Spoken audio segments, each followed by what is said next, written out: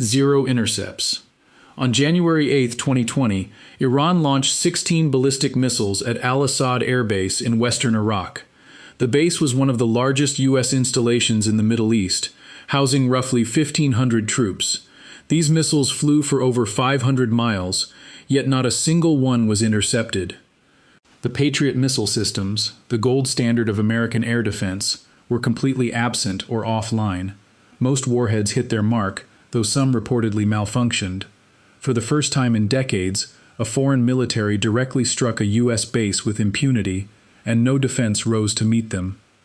5 days earlier, a U.S. drone strike in Baghdad had killed Iran's most powerful military commander, Qasem Soleimani. The head of the Quds Force, he was a national hero in Iran and the architect of its regional influence. His death was a seismic event. Iran's supreme leader Ayatollah Khamenei immediately vowed revenge, calling it hard revenge. The message was clear and public. The response would be direct, proportionate, and devastating. This was not a threat to be taken lightly. Overnight, every U.S. military asset across the Middle East went to its highest state of alert. Bases in Iraq, Syria, Kuwait, and the Gulf braced for an attack. Soldiers and commanders reviewed contingency plans, knowing Iran's retaliation would likely target one of their own. Tensions, already high, were now at a breaking point. The killing of Soleimani had lit a fuse that was burning fast. The key unknowns were where the explosion would come, when it would arrive, and how severe it would be. In Tehran, the Revolutionary Guards were already selecting their targets and preparing their weapons. The clock was ticking down toward a moment that would test American defenses in a way they hadn't been tested in a generation. Before dawn on January 8th, that test arrived at Al-Asad Airbase in Iraq's Anbar province. The sprawling installation covered over 24 square kilometers, roughly the size of a small city. It housed around 1,500 American troops alongside coalition partners. Airfields, hangars, barracks, and command posts stretched across the desert terrain. Just hours earlier, urgent intelligence reached the base commanders. Iranian missile launches were imminent. Warning sirens howled through the corridors. Troops received the order to seek shelter immediately. Many sprinted toward concrete bunkers scattered across the compound. Some braced inside Saddam-era hardened aircraft shelters, thick-walled relics from a previous war. Others crammed into sandbag-reinforced rooms, waiting in near darkness. The sense of time compressed. Radios crackled with updates. Satellite imagery tracked the missiles already in flight, cruising at speeds exceeding Mach 5. For the men and women on the ground, the world narrowed to the sound of their own breathing and the distant, growing roar of incoming fire. Al-Asad was no longer just a base. It had become the bullseye in a confrontation years in the making. In the pre-dawn darkness of January 8, 2020, at exactly 1:20 a.m. local time, the first missiles ignited. The launch time was deliberate. It matched the moment Qasem Soleimani was killed days earlier. From multiple launch sites inside western Iran, the barrage began. The primary weapons were the Fateh-313 and the Qiam-1, both short-range ballistic missiles developed and manufactured entirely by Iran's aerospace industries. The Fateh-313 carries a roughly 500-kilogram warhead and boasts a stated range of 500 kilometers. The Qiam-1, a liquid-fueled missile, is designed for pinpoint accuracy with an advanced guidance system, stripping away traditional fins to reduce radar signature. High above the Earth, American early warning satellites detected the heat blooms almost instantly. Infrared sensors from the Space-Based Infrared System, or SBIRS, tracked the missiles as they climbed through the atmosphere. The data was relayed in real time to command centers in the region. Radars in Iraq and neighboring countries confirmed the incoming tracks. The trajectories were unmistakable. These were not rockets from a local militia. They were ballistic missiles, launched from sovereign Iranian territory, arcing high into the mesosphere before descending at several times the speed of sound. The flight time from launch to impact was roughly 6 to 8 minutes. On the receiving end, troops at Al-Asad Airbase had only a short window between the early warning and the first detonations. The incoming missiles were divided into waves, targeting specific sectors of the sprawling base, including aircraft hangars, living quarters, and logistical hubs. For the first time in decades, a nation-state was firing a massed salvo of ballistic missiles directly at a large U.S. military installation. The sky over western Iraq was about to be split open, but the systems designed to stop them did not fire a single shot. The Al-Asad Airbase was protected by Patriot missile defense batteries, the very technology built to counter this exact threat. On that night, they failed to engage. Reports would later indicate the batteries were either offline for maintenance or had not been fully deployed in time for the attack. The reason mattered little in the moment. The result was absolute. No interceptors streaked into the dark to meet the incoming warheads. No explosions lit the high atmosphere in a failed interception. There was only the silent, unimpeded descent of roughly a dozen ballistic missiles. Each one found its mark. The first impacts were seismic, shaking the ground miles away. Then came the sequential detonations, a rapid drumbeat of high explosive fury. Concrete bunkers designed to withstand indirect fire were pulverized. Aircraft hangars were reduced to tangled steel skeletons. Runways erupted into jagged craters of asphalt and rock. The targeting was precise. Officials reported significant damage to infrastructure. In roughly 10 minutes it was over. Where a defensive shield should have been, there was evidence of a serious failure. 16 direct hits, 0 interceptions. The U.S. military watched its base struck by missiles, largely undefended against the barrage. The question demands an answer almost immediately. A base that size, in a region that volatile, after the killing of a foreign military commander, how could it have 0 protection from ballistic missiles? The answer is a tangle of logistics, bureaucracy, and disputed timelines. Investigations point to a critical gap in Al-Assad's air defense umbrella. The base did not have an operational Patriot battery on January 8th. The U.S. military rotates its Patriot systems constantly. In the weeks before the attack, the Pentagon had reportedly withdrawn several Patriot batteries from the Middle East, part of a broader recalibration of global air defenses. At Al-Asad, a Patriot unit had been present earlier, but it was either in transit to another location or had been taken offline for maintenance and recalibration. Some soldiers on the ground say the launchers were physically there, but not hot, not connected to the radar and command network that turns a truck full of missiles into a shield. Then there is the timing. The Pentagon's own explanations shifted in the days after the strike. Initial briefings suggested no Patriots were assigned to Al-Asad. Later, officials said a battery was being prepared for movement from Kuwait, but it could not be deployed in time. A third account hinted the system was present but suffered a technical malfunction. These conflicting statements from Central Command and the Department of Defense raised more questions than they answered. The intelligence failure compounds the picture. Everyone knew a retaliatory strike was likely. Tehran had telegraphed its intentions, and the U.S. had surveillance assets watching missile bases in western Iran. Al-Assad's personnel had been on high alert, with troops moved to bunkers hours before impact. The base's most crucial defensive tool was missing. The first missiles struck at roughly 1:35 a.m. local time. They flew for around 10 minutes. In that window, the base's only real counter was a handful of CRAM guns designed for mortars and rockets, useless against a ballistic missile traveling at terminal speed. The world's most advanced military had left its soldiers to shelter under concrete and hope the concrete held. The missiles arrived just after 1:30 a.m. local time. Inside the bunkers, soldiers felt the ground convulse with each impact. The air grew thick with concrete dust and the smell of burning fuel. Shockwaves punched through hardened shelters, throwing men against walls. Some lost consciousness immediately. Others scrambled in complete darkness as lights failed. The blasts came in waves, each one a deafening crack that left ears ringing for hours. Corporal Wesley Lazo was huddled in an old Saddam-era bunker. The ceiling split above him. Chunks of concrete rained down. He stumbled through the chaos, stepping over debris and fumbling for his rifle.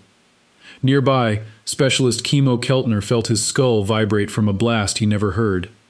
The pressure change inside the shelter was so violent that it knocked him off his feet. Outside, the base was transformed into a nightmare of craters and twisted metal.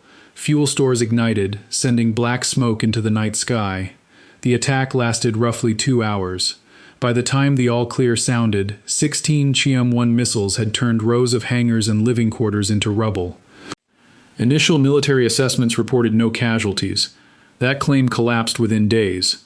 Soldiers complained of headaches, dizziness, memory loss, and sensitivity to light. Medical screenings later diagnosed traumatic brain injuries in more than 100 service members. Many were so disoriented they couldn't recount their own names. The shockwaves that spared their bodies had battered their brains.